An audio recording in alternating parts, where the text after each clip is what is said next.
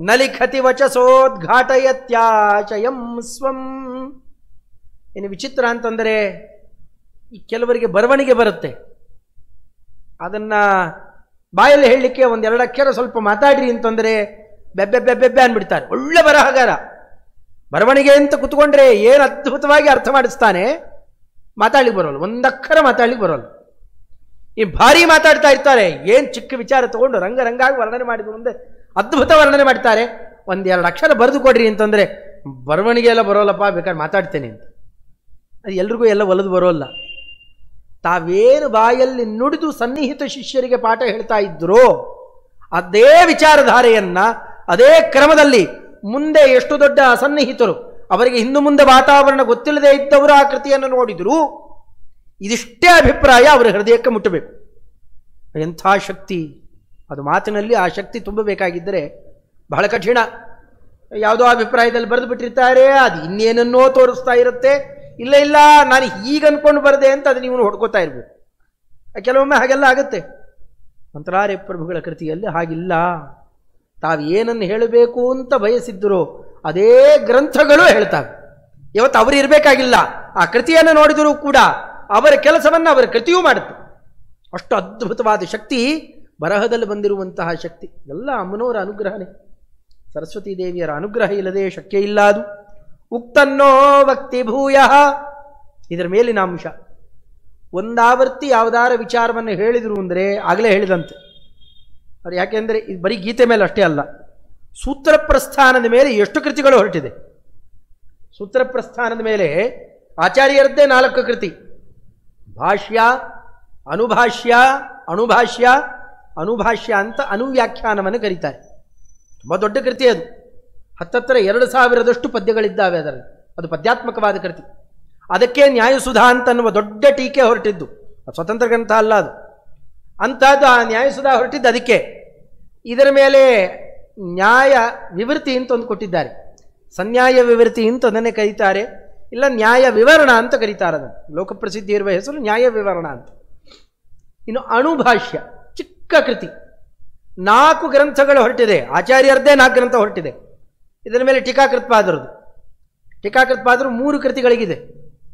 ಅಲ್ಲೆಲ್ಲ ಟೀಕೆಯನ್ನು ಬರೀತಾರೆ. ನ್ಯಾಯ ವಿವರಣಕ್ಕಿಲ್ಲ ಅಷ್ಟೇ. ನ್ಯಾಯ ವಿವರಣೆ ಟೀಕಾ ಅವರು ಅರ್ಧ ಬರೆದಿದ್ದಾರೆ, ಅದಕ್ಕೇನು ಗ್ರಂಥ ಪ್ರಸಾರ ಮಾಡಿಲ್ಲ. ಅದು ಬಿಟ್ಟು ಅಣುಭಾಷ್ಯಕ್ಕೆ ಸ್ವಯಂ ತಾವೇ ನೇರವಾಗಿ ವ್ಯಾಖ್ಯಾನ ಮಾಡ್ತಾರೆ, ಟೀಕೆಯನ್ನು ರಚನೆ ಮಾಡ್ತಾರೆ. ಯಾಕೆ ಆಚಾರ್ಯರ ಟೀಕಾಕೃತ್ಪಾದರ ಟೀಕೆ ಇಲ್ಲ ಅಲ್ಲಿ, ತಾವೇ ಟೀಕೆಯನ್ನು ರಚನೆ ಮಾಡ್ತಾರೆ. ಇದರ ಮೇಲೆ ಮೊದಲನೇ ಭಾಷ್ಯ ಗ್ರಂಥದ ತತ್ವಪ್ರಕಾಶಿಕ ಅಂತ ಟೀಕಾ, ಅದಕ್ಕೆ ಭಾವದೀಪ ರಚನೆ ಮಾಡಿದ್ದಾರೆ. ಅನುವ್ಯಾಖ್ಯಾನದ ಮೇಲೆ ನ್ಯಾಯಸುಧಾಕ್ಕೆ ಪರಿಮಳ ಅಂತ ಗ್ರಂಥ ನಿರ್ಮಾಣ ಆಗಿದೆ. ಸಮಷ್ಟಿಯಾಗಿ ಅಷ್ಟೂ ಸೂತ್ರ ಗ್ರಂಥಕ್ಕೆ ವ್ಯಾಖ್ಯಾನ ಮಾಡ್ತಾ ತಂತ್ರ ದೀಪಿಕಾ ಅಂತ ಸಮಗ್ರ ತಂತ್ರ ಏನಿದೆ, ಬ್ರಹ್ಮತಂತ್ರ ಅಂದರೆ ಉತ್ತರ ಮೀಮಾಂಸಾ ಅಂತ ಬ್ರಹ್ಮತಂತ್ರ ಏನಿದೆ, ಅದಕ್ಕೆ ದೀಪ ಹಚ್ಚಿ ಸಮಗ್ರವಾಗಿ ಬೆಳಗಬೇಕು. ನೀವು ಭಾಷ್ಯನೋ ಟೀಕಾನೋ ಅದು ಇದು ಎಲ್ಲ ನೋಡಿ ಅಧಿಕರಣ ರಚನೆ ಅಲ್ಲ. ಅಧಿಕರಣ ರಚನಾ ಕ್ರಮ ಸೂತ್ರಕ್ಕೆ ನೇರವಾಗಿ ವೃತ್ತಿಯನ್ನು ಬರೆಯೋದಾದರೆ ಹಾಗಿರಬೇಕು. ವೃತ್ತಿ ರಚನೆಯನ್ನು ಮಾಡಿ ತೋರಿಸಿಕೊಟ್ಟಿದ್ದಾರೆ. ಅದು ತಂತ್ರದೀಪಿಕಾ. ನ್ಯಾಯ ಮುಕ್ತಾವಲಿ ಅಂತ ಮತ್ತೊಂದು ಕೃತಿ ಹೊರಟಿದೆ, ಅದರಲ್ಲಿ ಅಧಿಕರಣ ರಚನೆ ಹೇಗಾಗಬೇಕು ಅನ್ನೋದನ್ನು ತೋರಿಸಿಕೊಡ್ತಾರೆ. ಈಗ ಒಂದಲ್ಲ ಎರಡಲ್ಲ ಕೃತಿಗಳು, ಇಷ್ಟು ಕೃತಿಗಳು ಹೊರಟಿದೆಯಲ್ಲ, ಒಂದು ಕಡೆಯಲ್ಲಿ ಹೇಳಿದ್ದು ಇನ್ನೊಂದು ಕಡೆ ಹೇಳೋದು.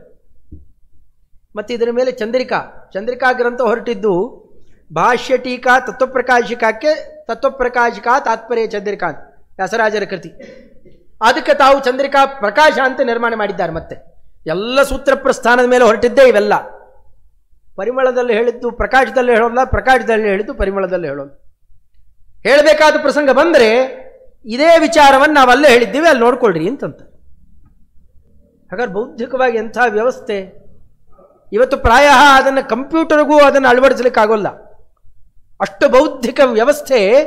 ಇಂಥಿಂಥ ಗ್ರಂಥದ ವಿಚಾರ ಇಂಥಿಂಥ ವಿಚಾರ ಇಲ್ಲಿಲ್ಲೇ ಹೇಳಬೇಕು, ಇದರ ವಿಚಾರ ಬೇರೆ ಕಡೆ ಬಂದರೆ ಅಲ್ಲಿ ಹೇಳಿದೆ ಅಂತ ಹೇಳಬೇಕು. ಇಷ್ಟು ಇನ್ನೆಂಥ ಪ್ರಕಾಶ ಇರಬಹುದು! ಇದನ್ನು ಉಕ್ತಮ್ನೋ ವಕ್ತಿ ಭೂಯ, ಒಮ್ಮೆ ಹೇಳಿದ್ರು ಅಂದರೆ ಇನ್ನೊಮ್ಮೆ ಹೇಳೋಲ್ಲ. ಇದರ ಮೇಲೆ ಇನ್ನೊಂದು ಅದ್ಭುತವಾದ ಗುಣಾಂಶ, ಕ್ವಚಿದಪಿ ಲಿಖಿತಂ ನೈವ ನಿರ್ಮಾಷ್ಟಿ ತಸ್ಮಾತ್. ಒಮ್ಮೆ ಬರೆದ್ರು ಅಂದರೆ ಅದು ಅಳಿಸಿದ್ದು ಅಂತ ಇಲ್ಲವೇ ಇಲ್ಲ.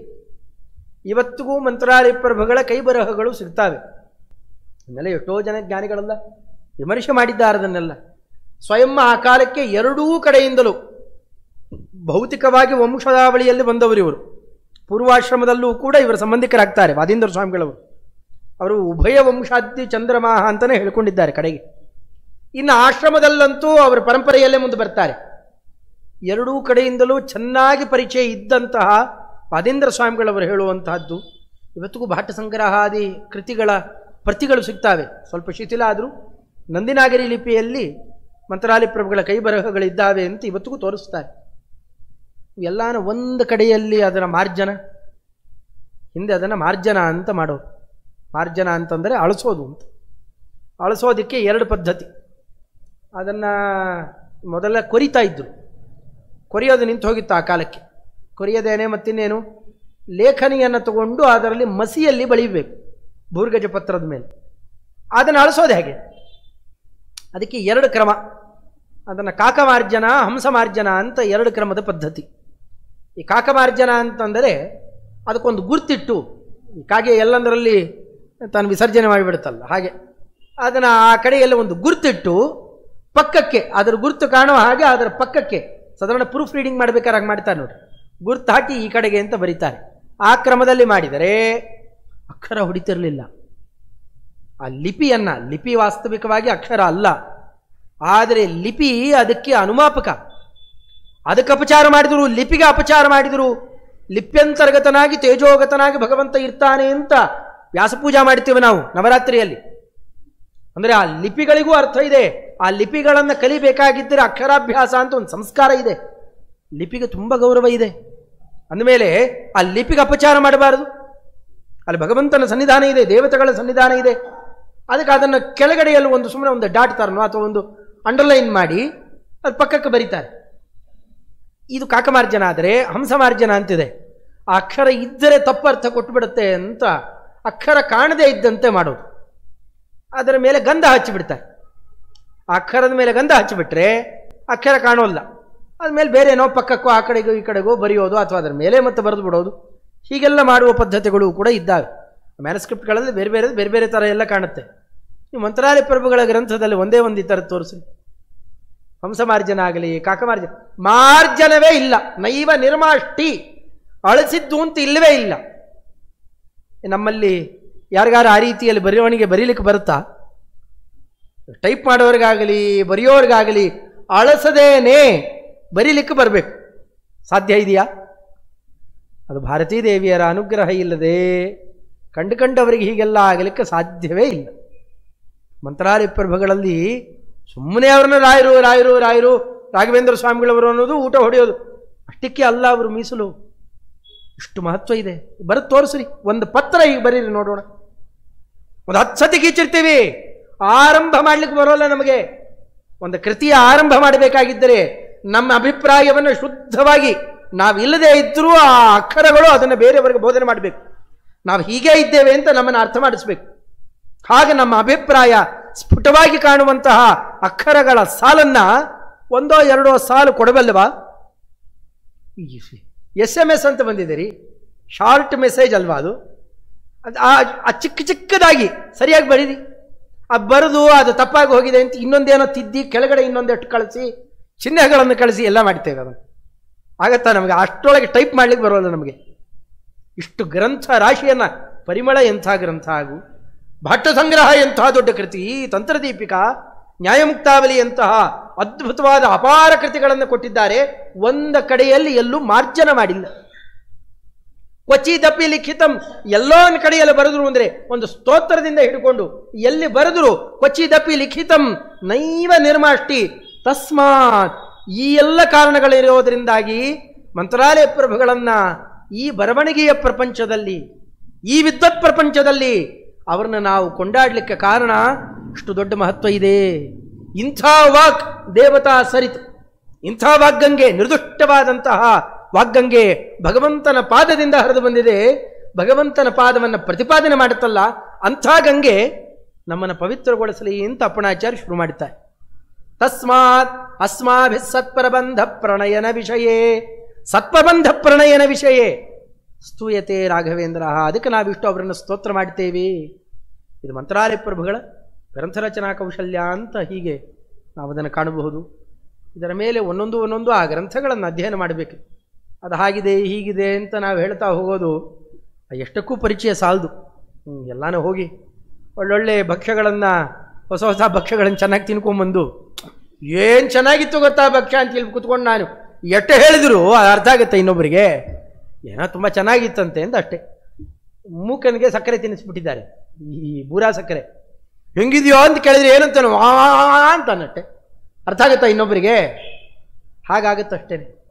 ಆ ಗ್ರಂಥಗಳನ್ನು ನಾವೇ ಸ್ವಯಂ ಹಿಂದೆ ಮುಂದೆ ಹೊಂದಾಣಿಕೆ ಮಾಡಿ ದೊಡ್ಡವರ ಅನುಗ್ರಹದಿಂದಾಗಿ, ಅನುಗ್ರಹ ಇಲ್ಲದೆ ಇದ್ದರೆ ನಾವು ಮೊನ್ನೆ ಹೇಳಿದಾಗೆ ಎಷ್ಟೋ ನಮ್ಮಲ್ಲಂಥ ಮಹಾನುಭಾವರಿದ್ದಾರೆ. ಇಷ್ಟೆಲ್ಲ ಇರುವ ಅದ್ಭುತವಾದ ಕೃತಿಗಳನ್ನು ನೋಡಿ ಮೂಕ ಟಿಪ್ಪಣಿ ಅಂತ ಕರೆಯೋ ಮಹಾನುಭಾವರಿದ್ದಾರೆ.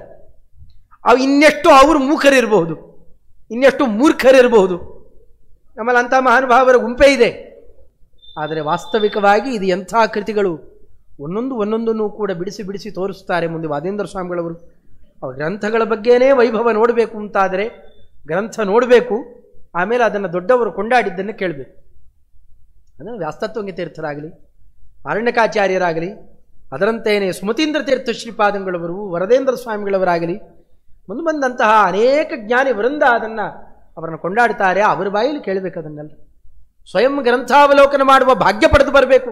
ಅದು ಸುಮ್ಮನೆ ಹಾಗೆಲ್ಲ ಸುಲಭ ಬರೋದಲ್ಲ. ಅದು ಪ್ರಾಚೀನ ಚೀರ್ಣ ಪುಣ್ಯೋಚ್ಚಯ ಚತುರತರ ಚಾರತಃ ಚಾರು ಚಿತ್ತಾನ್. ನಮ್ಮ ಮನಸ್ಸು ಶುದ್ಧ ಆಗಬೇಕಾಗಿದ್ದರೆ ಅಷ್ಟು ಕಾಲದ ಅತ್ಯಂತ ಯೋಗ್ಯವಾದ ಆಚರಣೆ ಬೇಕು. ಅವೆಲ್ಲ ಇದ್ದು ಆಮೇಲೆ ಆಚಾರ್ಯರ ಶಾಸ್ತ್ರ.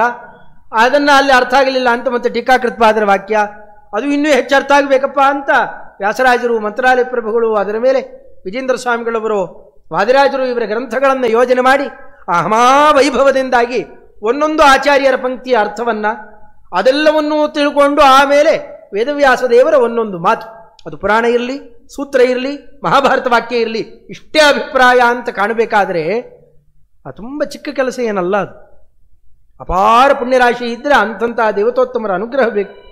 ಅದನ್ನು ಒದಗಿಸಲಿಕ್ಕೆ ಅಂತಲೇ ಬಂದ ಮಹಾನುಭಾವರು ಇಂದಿನ ದಿವಸ ಅವತಾರ ವಿಶೇಷವನ್ನು ಮಾಡಿ ಇಷ್ಟೆಲ್ಲ ಕೃತಿರತ್ನಗಳನ್ನು ನಮಗೆ ಕೊಟ್ಟು ಅದಕ್ಕೆ ಅವ್ರನ್ನೇನಂತಾರೆ, ಅವ್ರು ನಿಂತಿದ್ದು ಕೂತಿದ್ದು ಎಲ್ಲ ನಮಗೆ ಉತ್ಸವನೇ. ನಮ್ಮನ್ನು ಇಷ್ಟು ಉದ್ಧಾರ ಮಾಡಿದಾರಲ್ಲ, ಅವ್ರನ್ನ ಮರೆಯೋದು ಹೇಗೆ? ಅದಕ್ಕೆ ಇನ್ಯಾರು ವರ್ಧಂತಿ ಗಿರ್ಧಂತಿ ಅಂತ ಮಾಡೋದು ಕಾಣದೇ ಇದ್ದರು.